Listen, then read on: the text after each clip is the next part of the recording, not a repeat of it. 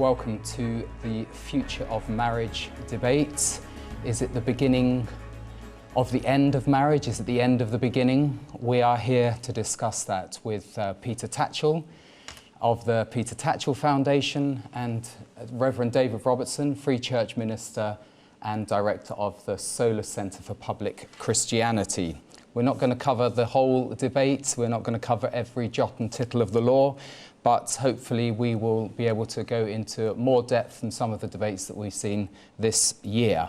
Especially warm welcome to anyone who's tuning into Revelation TV for the first time. This first hour will be a studio discussion and dialogue and debate. In the second hour, we're inviting you to engage on Facebook, Twitter, hashtag Future of Marriage, I think that's how you put it, and also by text. And we will also open the phone lines in the second hour, so you are very welcome. And just to mention, if you're watching a repeat of this programme, then please continue to engage online. Now, it's not an Oxford Union debate, so we're not going to formally give so much time for one side and then the other, but I'll try to be as fair as possible, and you can slam me in the second hour if I am not. But I'm going to ask Peter if you can open up and, from your perspective, talk about same-sex marriage and what effect you think it will have on marriage. Well, I guess my starting point is that, for me, this issue is all about love. In all my human rights work, on all different issues, it's motivated by love. I love other people. I don't like to see people suffer discrimination or any kind of suffering. I love people, I love justice, I love equality, I love freedom. And for me, same-sex marriage is all about love. It's about two people who love each other deeply and profoundly and who want to get married. It just so happens that they are of the same gender. And to me, love is love. You know, I have gay and lesbian friends who've been together for 30, 40, and in one case, just over 50 years. Their love is just as sincere, just as profound, just as committed as that between any heterosexual man and woman. And I think their love deserves validation. It deserves appreciation. It deserves acknowledgement. It deserves rights and responsibilities that go with marriage. Having said that, of course, many people say that same-sex marriage will weaken or undermine the institution. But in my view, on the contrary, I think the fact that gay and lesbian couples want to get married doesn't undermine marriage, it actually strengthens it. Particularly at a time when so many heterosexual people are not getting married. You know, they're deserting marriage, they're cohabiting instead. But gay and lesbian people, many, want to get married. And that surely makes the institution stronger. And I think anybody who believes in love and marriage should welcome the fact that same-sex couples share that commitment to love and marriage and should be able to be part of it. The other principle, I think, which is very important, is that in a democratic society, we should all be equal before the law. You know, as many of you will know, I've passionately argued against discrimination concerning people of faith. I've defended Christians in this country and other countries who've suffered discrimination. I've defended the right to hold their faith without discrimination. And I would simply like Christian people and people of other faiths and no faith to reciprocate, to acknowledge the principle that we should all be equal under the law. Same rights, same responsibilities. And I'd say that even if people disagree with same-sex marriage, even if they personally think it's wrong, they should not seek to impose their views on everyone else through the law of the land. You know, Christianity and any faith, it's a choice. You know, before God, people have a right to think, consider, and make their own minds. There should be no compulsion in religion. It should be a free choice. God gives us that choice, if you believe in God. He gives us that choice, or she gives us that choice, and it's up to us to decide whether we take it. Discrimination is not a Christian value. Discrimination is against the Christian ethos of love and compassion and inclusion. I just finished by giving the example of my own mother. My own mother is a very devout Christian. She does take the biblical view that homosexuality is wrong, but she thinks it's a minor sin compared to all the awful, truly awful sins in the world today, among them racism and greed, discrimination against people because of their ethnic or religious views. These are the really major sins. Homosexuality is a very minor one in her view. But even though she does say that homosexuality is a sin and she thinks it's wrong, she also believes that discrimination against gay people is an even greater sin. That Christians should never ever endorse any form of discrimination against another human being. She says that's against Christ's gospel of love and compassion. And so therefore, although she personally thinks homosexuality is wrong, she does believe that gay and lesbian people should have equal rights before the law, that they should be able to get married if they wish, that they should be protected against discrimination in employment, that they ought to not be criminalized or treated as second-class citizens. She believes that is the Christian gospel. Thank you very much, Peter. Your turn, David. Okay. I'm very grateful to Peter for being here, and I'm very grateful for his opening statement, and I'm sure we'll get on to discussing aspects of it. I completely agree that for me it's all about love as well, but it's how we define terms. So for me, the question of same-sex marriage boils down to what marriage actually is. So for example, in the nature of things, I love kids and I might desperately want to be a mother. I think I'd be a great mother.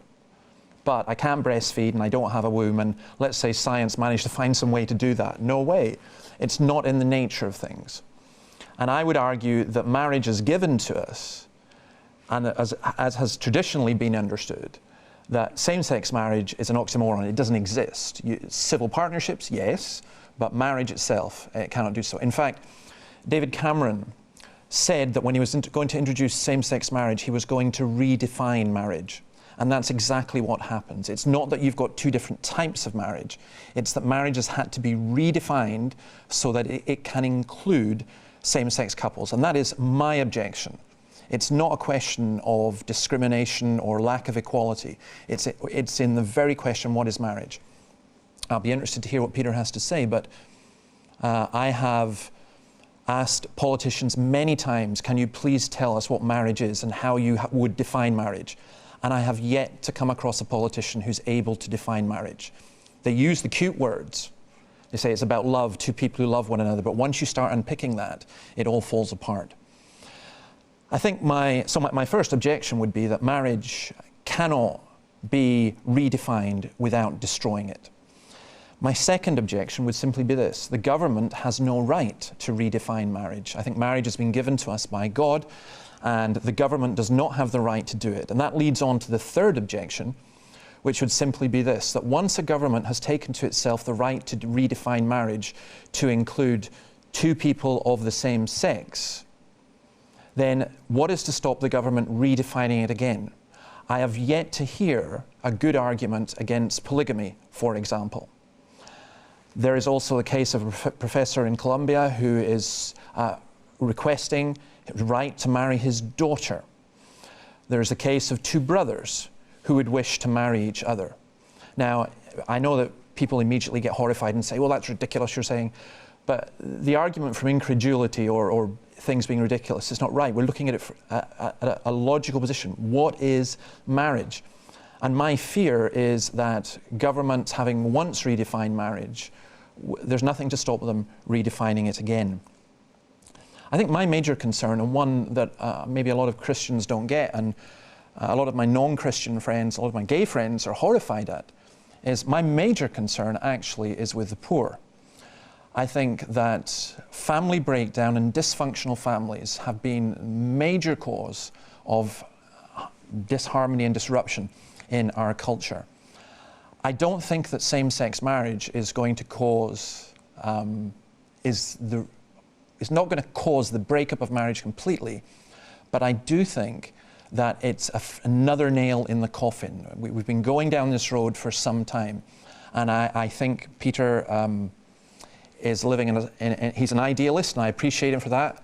but I think he's living in a somewhat fantasy world if he thinks that marriage is going to be reinforced by same-sex marriage. I think it's going to be yet another nail in the coffin. And the people that will affect the most are the poor, and that really does bother me. And I guess my last concern is, and it's the most minor one, it's the one that the government thinks we in the church are most concerned about, is for religious and civil liberties. Now on this one, I think that Peter and I will probably agree, or I think almost totally, on this. But Peter is quite unique. He's remarkably consistent in this respect. But we've already seen instances in our culture of people being discriminated against because they hold a view of traditional marriage. One here that I know Peter knows about, the housing manager in Manchester who was deducted 40% of his pay for writing on his Facebook page that gay marriage was an equality too far. Now, to give Peter credit, he defended that man and thought it was ridiculous that he had lost pay on that basis. But it only takes 2 or 3 instances like that to make people feel very, very, very afraid. I can think of a social work student I know who was called in by one of his lecturers and told he would fail his course if he was expressed himself as being against same-sex marriage.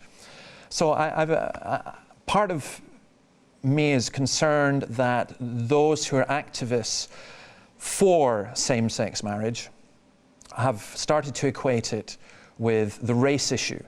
And once they do that, and once that is accepted, then although there may be concessions just now, within a very short space of time, I think it will be illegal for people like me to publicly express a view against what they call equal marriage and what I think is not marriage at all. So there's a whole lot in there. I mean, we need to discuss the nature of marriage. This obviously is a Christian television station, and there'll be plenty of people who want to say, well, what does the Bible say about this? There's disagreements amongst professing Christians. We'll take one thing at a time. We've got all those as well. So let's see how we go in the time we've got available. We've done reasonably well on the balance there, but the point about where is the barrier in terms of multiple relationships, or the age at which it should be acceptable to have a relationship, or why shouldn't, brothers, elderly sisters marry? Is there any boundary in your mind to what is appropriate? Well, I think we need to compare like with like. At the moment, heterosexual people of a certain age are lawfully entitled to marry.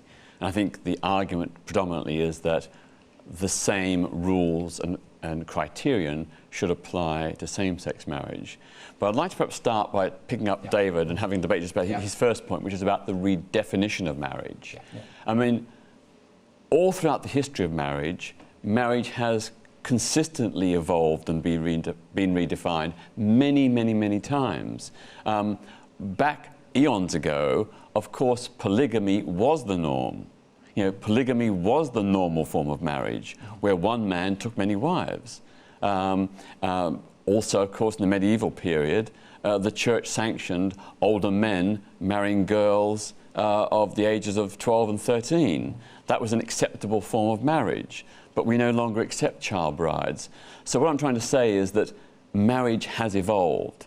If you remember, initially, of course, marriage, when it was originally conceived, had nothing to do with love at all. It was all about property. It was about establishing male control over women and children, a system of patriarchy where the man was the head of the house and the man controlled the wife and children. And it was particularly evolved in order to ensure the inheritance of property through the male line from father to son. It was a way of ensuring paternity so that a man could be certain that, or as certain as possible, that this child was his and that this child should inherit his property. So it was devised as a system by the very rich to ensure their control of their property, the inheritance of property from father to son. So it's evolved now to mean much more about love, and that's good. The evolution. But before you answer that, because Maria Miller said that bringing forward the implementation of the law that's passed this year to March was another step in the evolution of marriage. So before David answers about the historic evolution, how much further can it evolve? And that's really my question. Are there any boundaries to what is appropriate? I think there's a general consensus that this is where it ends. But she didn't say that. She said it's another step in the evolution of marriage. No, she just meant that this is moving forward to implement same-sex marriage. The law was passed this year. It's now going to be implemented, and the first marriage is to take place next year. That's all she meant. Okay. David, answer. Yeah, oh, sure. There's so many things in there. Actually, just on your very, very last point, when you say, I think there's a general consensus. Now, yes. But 6 or 7 years ago, there was a general consensus when civil partnerships were introduced that would be it. You yourself have changed your mind about marriage because you have taken the patriarchal view of history and so on. So I'm afraid I've lived long enough to know that what is a general consensus now will change very, very quickly, especially when you have no absolute value. I am intrigued in the history. I am a historian, and you'll forgive me saying this, but your view of history is a very, very, very simplistic actually, view of history. Marriage wasn't just for the rich. Everything you've said is true in some contexts, at some times, in some cultures. But I think one of the dangers that you've got, and one of the dangers that people have, is that they, particularly in our culture, we've adopted this view that humanity started off in the swamp and we've basically been evolving and progressing. All our politicians want to call themselves progressive, which is a very interesting development and concept, because they think that humanity is just getting better all the time. I'm afraid I don't accept that view of history. I don't think it's empirically provable. And I think you'll find that, yes, not so much definitions. The definition of marriage has been pretty steady in terms of male and female, and for the purpose of bringing up children and so on. Variations of that within that have certainly changed. But I like reading, for example, the early church fathers, and a couple of months ago, maybe 3 months ago, I was reading one of them, and he refers to the fact that the Persians marry their mothers and the Celts. No, sorry, it was the Persians marry their brothers and the Celts, the Scots, marry their mothers. Now, this was 2nd, 3rd century. So, you know, it's not just quite the case that we've, gone from this way of marriage and there's been this progression and it's continued. I think that views of marriage have changed considerably. Peter, answer that. How do you answer David on that point? Well, I think with the variation, he is reinforcing the view that ideas about marriage and what marriage is, the definition of marriage, has changed and evolved over the centuries. Yeah. And this is just another example of that change. And I think it is a change that is consistent with democratic humanitarian values to treat everyone equally. I think that, as I said, people who value love and marriage ought to be really welcoming the fact that gay people want to be part of this institution. And of course, there are many lesbian and gay people of faith in all religions who, for them, their faith and the validation of their love through marriage is tremendously emotionally and spiritually important. And for them to be denied that opportunity is really a negation of their faith as well as of their sexuality and identity. It's interesting you've used the term sort of humanitarian values, and David used the term absolute values, but in one sense you see the humanitarian value of today as the absolute value, or do you think it can evolve further? So getting to the essence of this sort of values debate, because that's what will be of great interest to our viewers. Well, one of the great documents that motivates my human rights work in all its different aspects is, of course, the Universal Declaration of Human Rights, which states very clearly that everyone shall have the right to marry and found a family. It doesn't say only heterosexual people, it says everyone. And I think that, to deny to adults... Is that what it meant, though? Sorry? Is that what it meant? Well, can I? Yes. Yeah. Sorry, I'm coming here, and you can, and please feel free to have a go at me for this as well, because this may be. I've no doubt at all whatsoever that the Universal Declaration of Human Rights, when it talks about people being married, is talking about men and women. But I wouldn't absolutize the Universal Declaration of Human Rights. in the same way as I wouldn't absolutize the United Nations and so on. I mean, when you've got an organization which at times will have on its human rights or equalities committee people like Mugabe, you know, I'm sorry, but I am deeply skeptical and cynical about our authorities and elites telling us what is right and what is wrong. I'm still want to come back to this though, because you say things that they sound so good, and there'll be people who are listening in who totally support you and go, yeah, of course.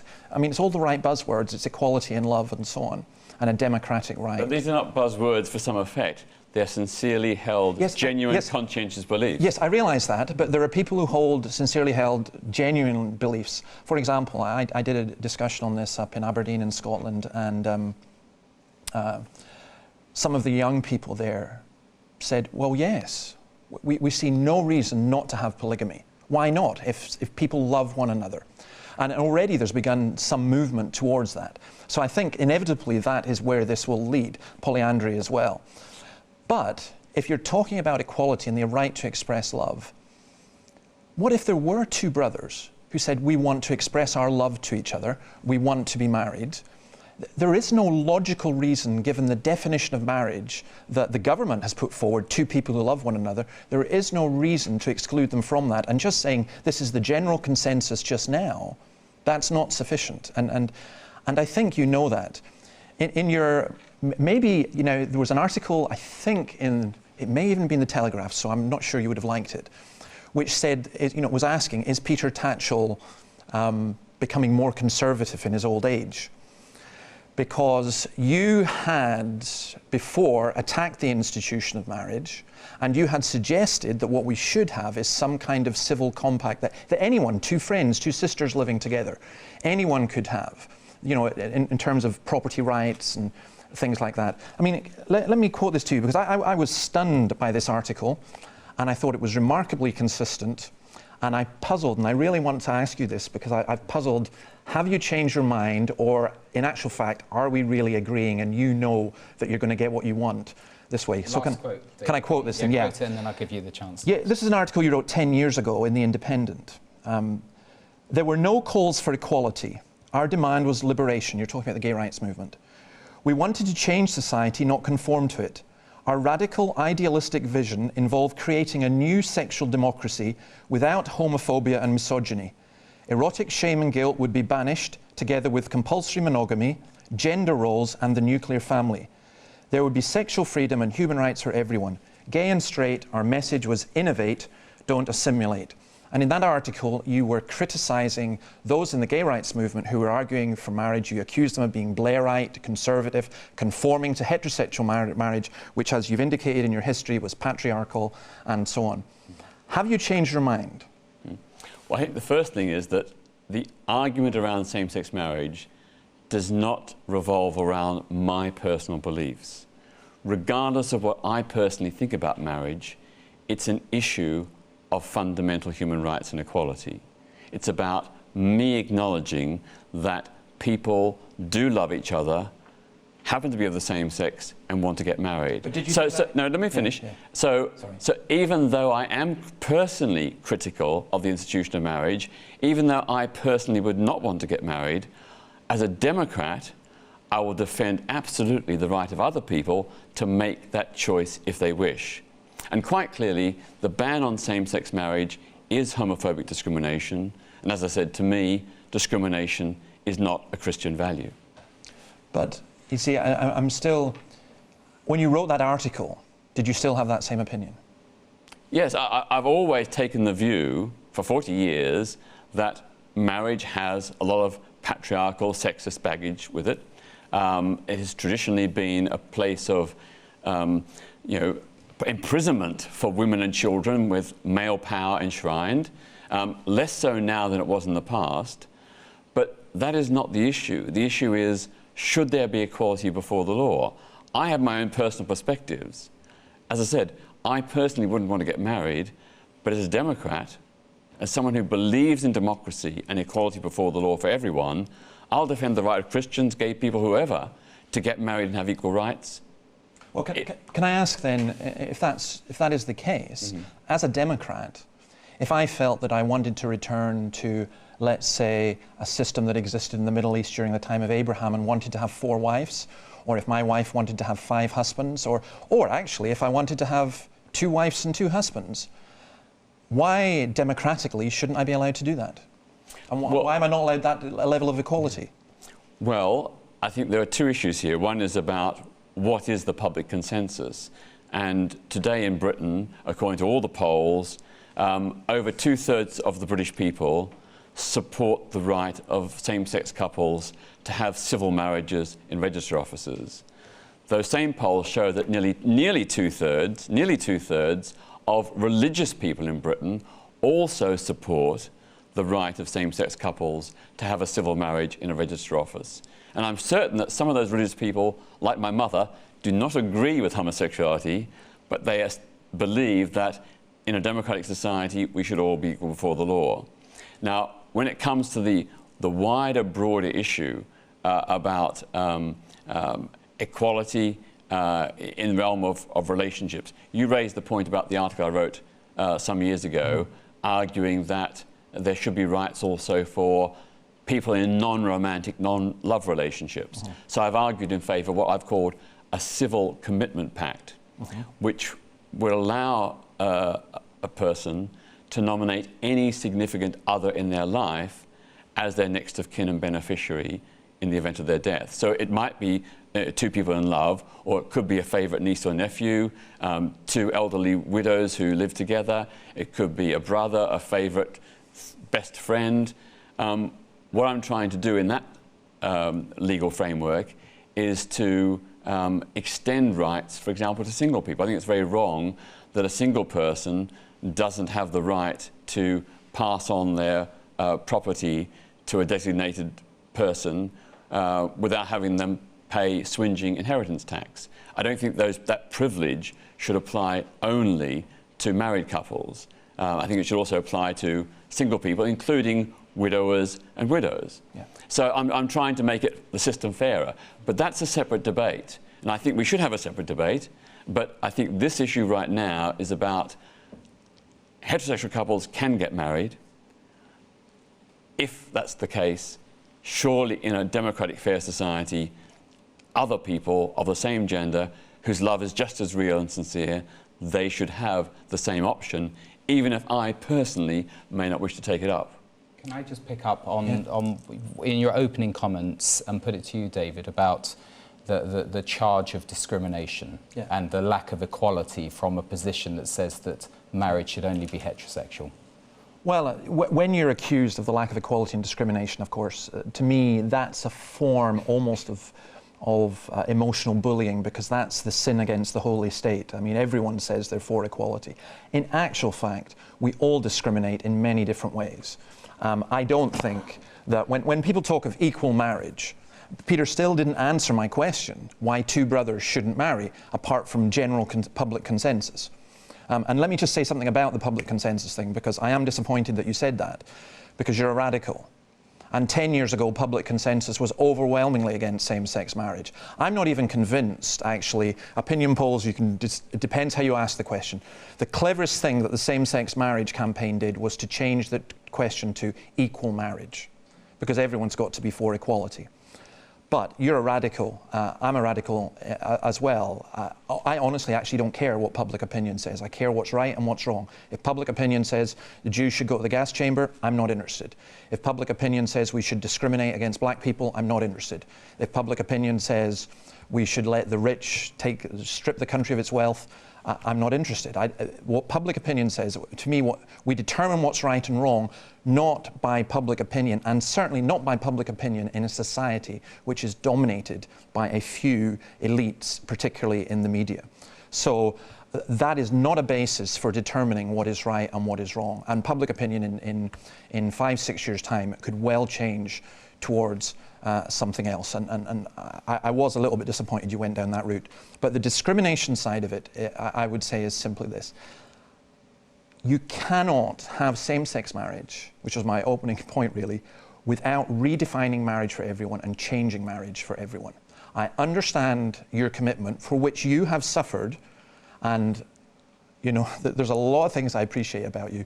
And one of them is this, that you've been prepared to suffer for what you believe, your commitment to equality and non-discrimination against homosexuals. I honestly think you've either made a mistake on this one, or you're such an intelligent man, I find it difficult. I think that you realize that by redefining marriage, ultimately we will be destroying what you perceive as traditional marriage. And I actually think we may well be completely agreed on this. I think the politicians have been completely fooled. I think you've done a fantastic job in fooling them. I think you've run a fantastic campaign. I think you did change your mind. You were very strongly against gay rights activists arguing for same-sex marriage because it was comfortable, middle-class, Blairite. But I do think, forgive me saying this, I do think you've realized, well, wait a minute, this is not just a statement. I better not name him, but there was a prominent gay rights activist very involved with the government who told me, I'm not really interested in same-sex marriage, it's just making a statement about the acceptability of homosexual relationship in today's society. That actually is a different question. So just try and steer it away from too much personalising, but you've made your point, you'll have a right to answer that. And then I want to get on to another element of the law, but you want to answer that as he sort of made a personal... Yeah, I agree with David that, you know, populism should not be the driving force of our moral, ethical choices. You know, we should stand for what is right, and of course, you know, I began campaigning for gay rights and for many other human rights causes way back in the 1960s when these issues were deeply, deeply unpopular. And I was a very isolated minority voice, with others, of course, not just me, but with others. And it was a very difficult, lonely, and frustrating period for many, many years. And it's taken 40 years of my life to get to a situation where in Britain today we have almost full legal equality for lesbian, gay, bisexual and transgender people. So that is a long haul, long overdue, but it's a great relief that we've made that progress. For me, I think it is really, really important to put out of one's mind the idea that same-sex marriage is going to somehow destroy or undermine marriage as an institution. I just can't see how that can happen. You know, I look at the friends of mine who are gay and lesbian who want to get married.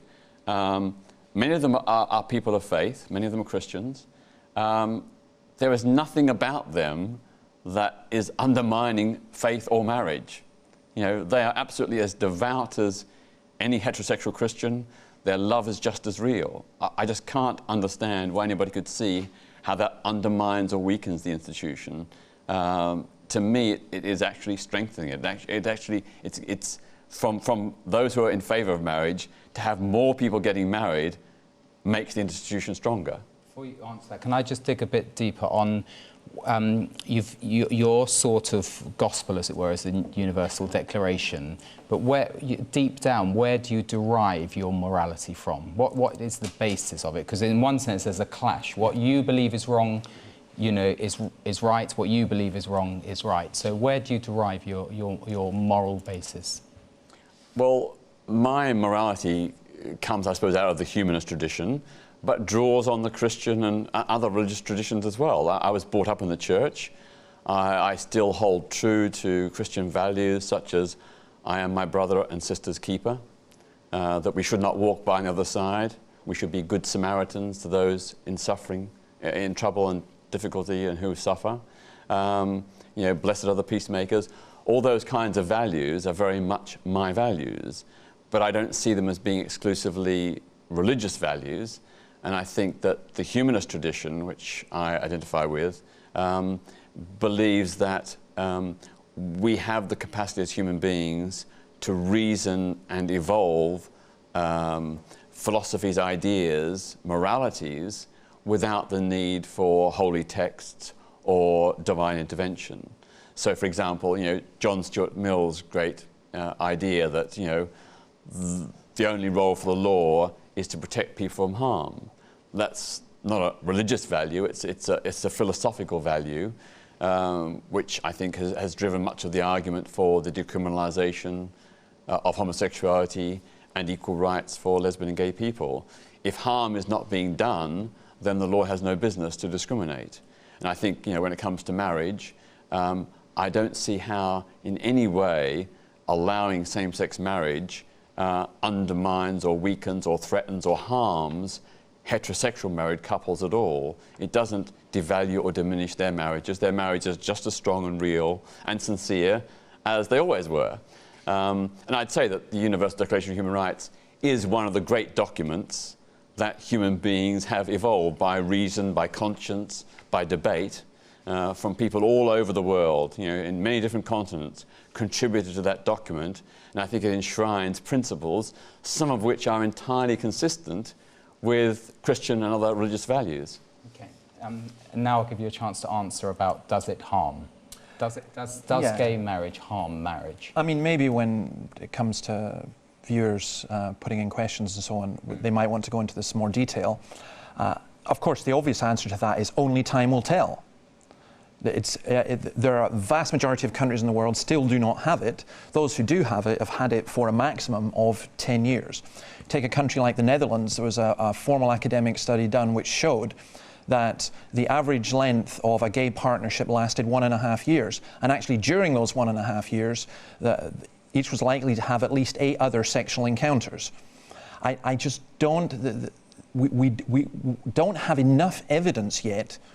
I think people keep reassuring us, and again, Peter will forgive me for being cynical about that, because I have to come back and say, where are we getting this from, and where does marriage come from? And your question about values, if I can say something about that, because going back to Peter's opening statement about love, I'm sorry, Peter, I don't want the state defining love.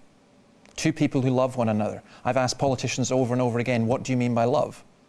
And I mean, it's like that Daily Mail cartoon that goes on forever. Love is giving someone your last Rolo. I mean, what is, sorry for the advert, but what is love?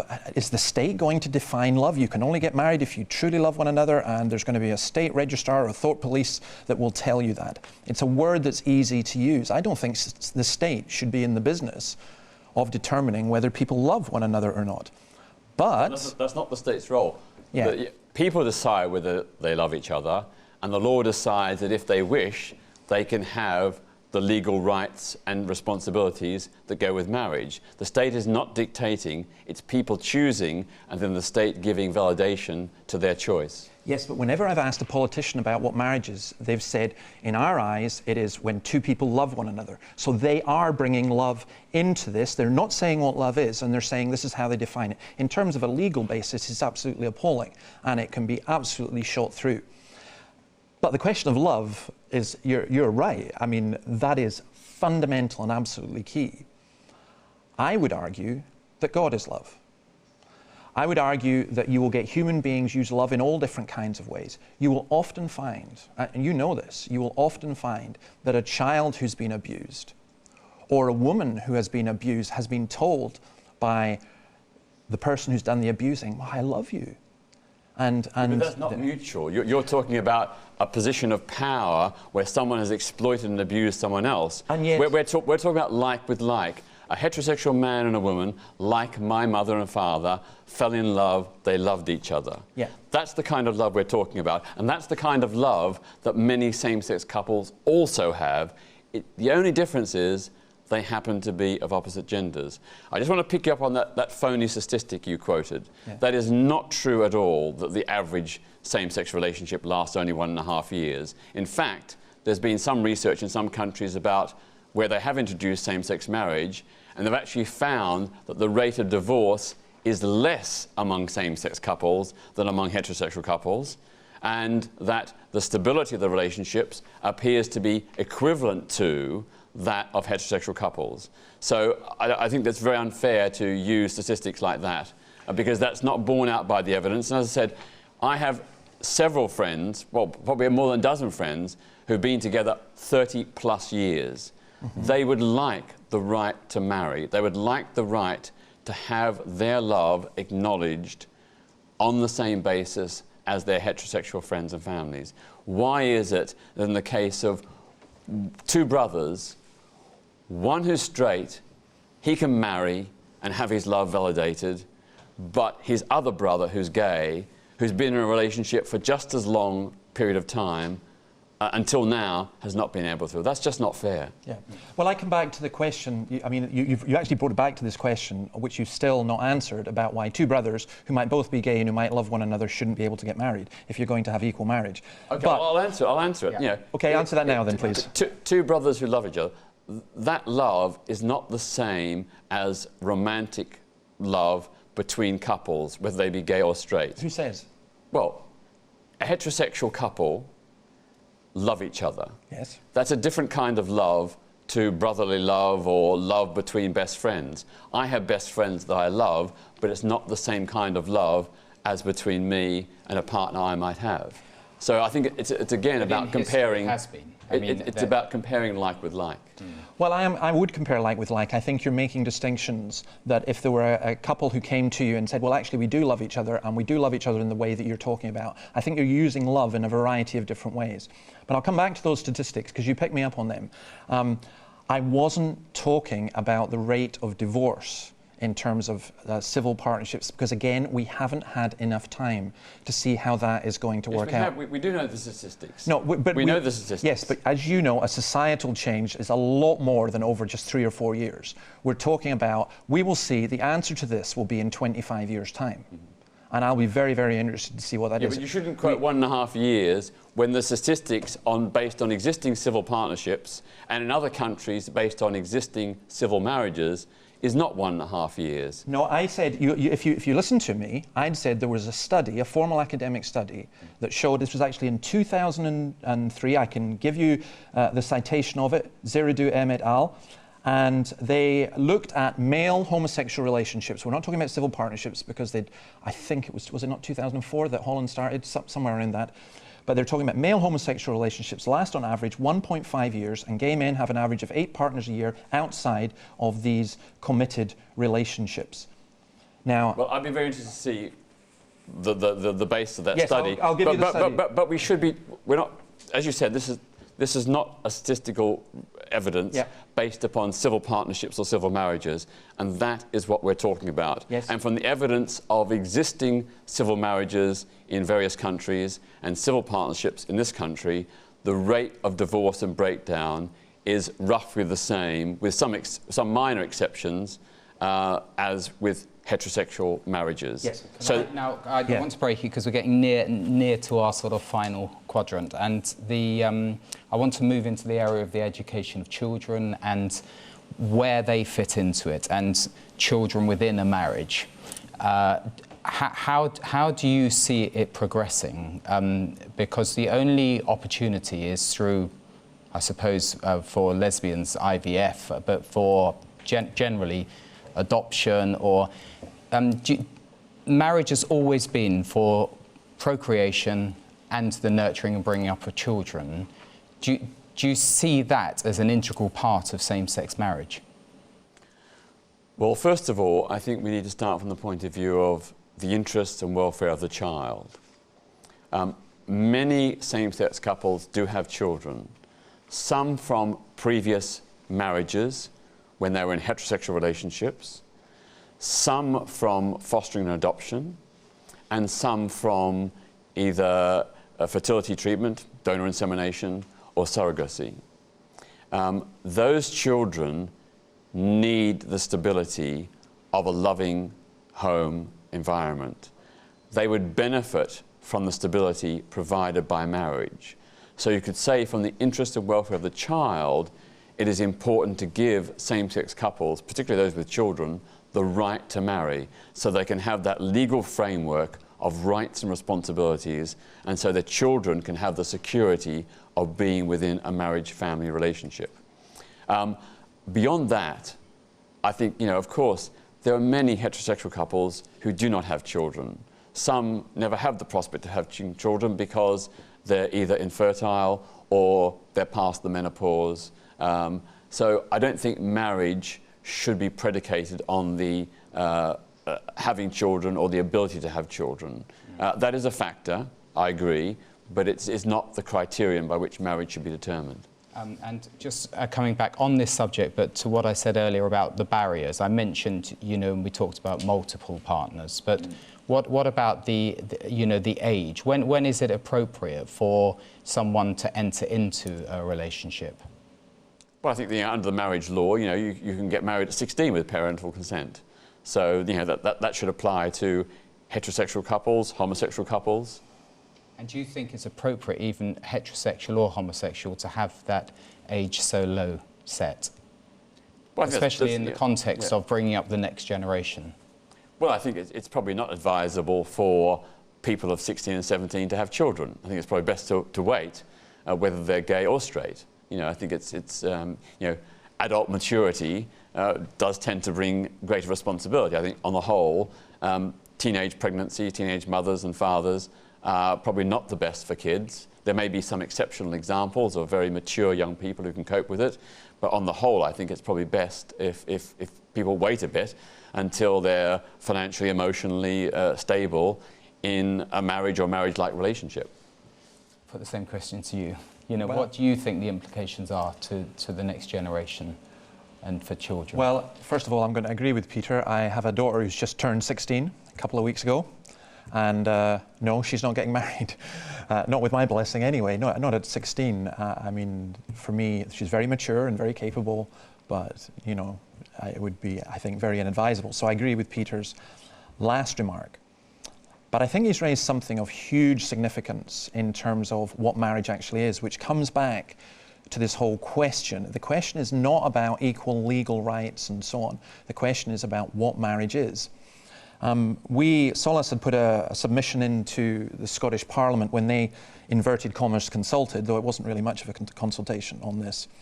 And we said this, reflecting Christian teaching throughout the ages, Catholic teaching today, and the vast majority of Christian churches. The meaning of marriage is straightforward. It is the union between one man and one woman for the threefold purpose of mutual companionship, the procreation and upbringing of children in a secure environment, and the good of society. Now, Peter is mentioning exceptions. The exceptions being that, people who get married who are not able to have children, usually, when I've been asked this many times, if a couple came to you and they knew they weren't able to have children, would you still marry them? And I said, yes, of course I would. Though it's very, very unlikely to happen in that way, because most people don't know. But what I would say is that it's part of the fundamental aspects of marriage, and this is where I come in with the society and the poor and children and so on, that two parents, and I would argue better two biological parents. I am not going to attack single mothers, some of whom do an exceptional job, and I'm not going to say that just because a child has two gay parents, inverted commas, maybe one's a parent, one's, they're obviously not both their biological parents, but two parents at least legally and in the home. I'm not going to say that they would be badly treated. I would rather a child be brought up by two caring, responsible and loving homosexuals, if you like, than an abusive heterosexual couple. I mean, obviously there are balances in that. However, there have been studies that have been done that show that it's something like 20 times people are more likely to turn out homosexual if they're brought up by homosexual parents. We're in there to the nature-nurture debate, and again, that's maybe something that will come up later. But I do think that in the traditional Christian understanding and the understanding that's been the foundation of Western society for at least 1,500 years is that marriage is between a man and a woman, and a major part of that marriage is that the ability to procreate and to bring up children. And we're saying, no, we can do that with two males or two females. You can't without the intervention of a third party. And I think that complicates things. Can I speak up on this point? You're saying that in the case of children brought up by same-sex couples, they're 20 times more likely to end up homosexual themselves. That is not borne out by the evidence. The evidence of surveys all across the world has shown on the contrary. The most famous pioneering study was by two professors at City University in London, which followed children from the ages of 9 to 21, so a 14-year study comparing children brought up in heterosexual households and those brought up in same-sex households. They found absolutely no difference in the child's emotional or psychological development, no difference in academic performance, no difference in any aspect, including no difference in the proportion of the children who ended up being gay, lesbian or bisexual. The one thing they did find is that children brought up in same-sex families tend to be more open-minded, more liberal, more tolerant of difference, more accepting of others. That was the only difference they found. Now, just to say, this is going to be your closing remarks, so try and broaden it. We're going to give you just over a minute. Well, when I hear the words open-minded, liberal and tolerant, I think of the amount of hate mail and abuse I've had from people who proclaim themselves to be open-minded, liberal or intolerant. I think these are buzzwords that I want to see them in action. I'd love to see that study, and afterwards you can give it to me, because I have got studies that go the other way, and I've become deeply cynical about vested interests in studies. But if these are to be my closing remarks on this, I think that I want to come back to your opening remark, which still remains with me and which is the fundamental of this. It's love and how we define love. I'm saying that God is love. I'm saying that God, in his love, created us as human beings in his image. I'm saying that I'm an IKEA person. What I mean by that is I'm not a carpenter. I go to IKEA, I take home a box, I open up the box, I lay out all the screws, I count the screws, I follow the instructions, obey the maker's instructions. I think God has given us instructions for marriage, for bringing up children, for the good of society. I think that at best your position is not proven. I would argue that historically, in actual fact, when marriage is chopped and changed in that way, it's been disastrous. I think it will be disastrous. I have no intention whatsoever of discriminating against or harming homosexuals. Some, I do not like. I don't look at you and say, well, Peter Tatchell is a homosexual. I look at you and say, Peter Tatchell is a human being. But you're a human being in need of the love of God in the same way as everyone else is. And part of God's love is to say, I want you to do it this way. Got it. Peter, you've got just under a couple of minutes. Well, I think it's been a very interesting, challenging debate, and I think we've debated very respectfully, which is the way it should be. Obviously, we have some differences in the way we approach this issue. But at the end of the day, for me, as David says, it does boil down to this issue of love. And, you know, when I look at my gay and lesbian friends who are in long-term relationships, you know, I see their loyalty, commitment, fidelity, love, just as real as that of my heterosexual friends. I can't see the difference. You know, I see loving, supportive families, gay and straight. And the idea that we should discriminate is wrong. And I'm sad, with respect, David, you know, if you say that black people are not entitled to equal rights in law, that is racist. If you're saying that gay people are not entitled to equal rights in law, that is homophobic. And the ban on same-sex marriage, denying gay people the right to have marriage if they wish, that is discrimination. It's discrimination, whatever way you dress it up, it is a form of discrimination. You're entitled to believe it, and I'll defend your right to believe it, but it is discrimination. And as I said, discrimination is not a Christian value. We're David Starkey and you're out. Duncan, they're gay people. Are they homophobic because they're opposed to same-sex marriage? So yes. We'll carry that on later. In fact, it won't be too much later, but as you can see, we haven't resolved all the issues tonight. I'll remind you, the viewers, if you have access to Twitter, it's #FutureOfMarriage. Facebook, you can get onto the Revelation TV website and see the discussions there. Text, I think it's on the screen, yes, you can text us. In about 5 minutes' time, the phone lines will be opening, and it will be the telephone number that comes up on your screen, which is 0208 972 1408. So thank you very much, Peter, for this first hour, and David. And thank you also to you, our patient viewers, and we look forward to seeing you after the break to further discuss the future of marriage. Thank you and goodbye.